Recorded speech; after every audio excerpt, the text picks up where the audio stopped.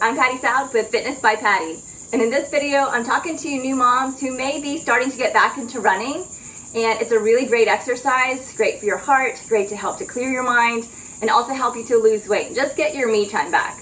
But along with running, a lot of people don't take the time to stretch or roll afterwards, and that can create a lot of injuries. So in this video I want to share with you some really great ideas for you to stretch and to foam roll. So let's get started. So after your run and you're still standing, trying to catch your breath and cool down, this is the classic runner's stretch, and we're going to go ahead and start there. So grab the foot from behind, you want to stand tall. Make sure the knee is pointed down to the ground and the knees are lined up together so it's not in front, and that makes the hip flexor even more tight. We want expansion, we want openness. Grab the ankle, point the toes back and squeeze the glutes, and then lift your chest and hold. Now breathe.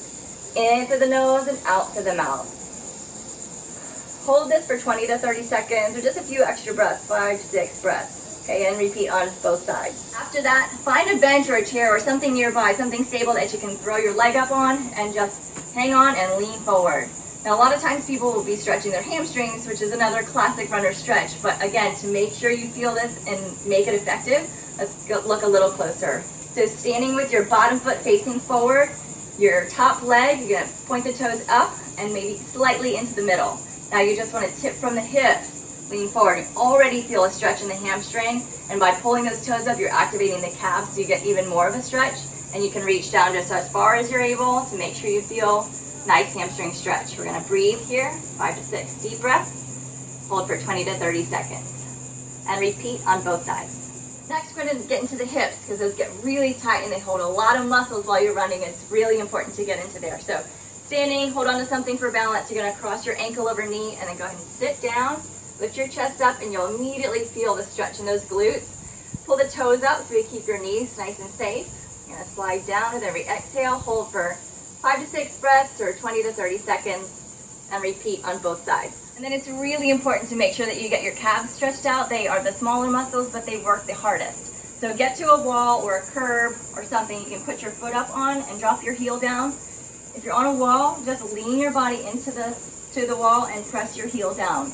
To engage a little more, squeeze those quads, squeeze the glutes, and you'll feel a really deep stretch in the calves. Hold for 5 to 6 breaths and repeat on both sides. Let's move on to foam rolling. Once you've cooled off from outside, you come inside and get yourself set up on a mat with your foam roller. It's really important to foam roll in conjunction with stretching, because the stretching will help to lengthen. The foam rolling helps to self-massage, so it's a myofascial release of the muscles that have just been tightened. So let's get started. We're going to put that foam roller above the knees. Just going to rest here on my forearm. And then what you want to do is relax the legs, relax your glutes. It's easy to try and tense because they may be really tight, but really try to relax them and just drag your body over and back off that roller. So right to the bottom of the hip, right above the knee, and just forward and back a few passes. And that gets the entire quad. And what you want to do too is, since there's 4 muscles in the quad, you want to turn your toes outward, and that will get more to the inner areas. And again, relax your legs, rock forward and back, put a little pressure, just let them drag. And then to get the outer sides, you're going to turn your toes inward like pigeon-toed, and again, let them drag. And that gets more toward the IT band area, let's say to the outer quad muscles. So I would spend just a couple of minutes going through all of these motions, and make sure you're breathing, relaxing your neck and shoulders, and just making those passes nice and long. Helps to lean out those muscles, and it feels really good. Next, let's move on to the IT bands, a really tight area for most all runners. What you want to do is position that foam roller perpendicular to your leg, the bottom leg. The other leg is just going to be in front as like an anchor, and it's going to help you to move your body forward and back. So you'll want to rest right on the side of that leg and start to drag your body over and back off of that foam roller.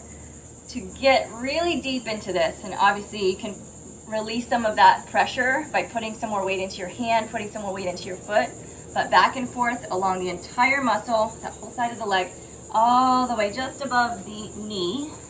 You'll kind of have to move your body along with it. But start to rock your hips forward a little more, so get toward the quad. So you want to get on the edge, like the knife edge of that IT band, and then forward and back from there. And just kind of rock a little forward and back, side to side, and get to those hot spots. And once you find a hot spot, hold it, breathe, and continue. So do this for just a few breaths, a few passes back and forth, and repeat on both sides. Okay, so this one might look a little funny, but it's gonna get the inner thighs, and that's what we need to do. You may be in the privacy of your own home, which I hope.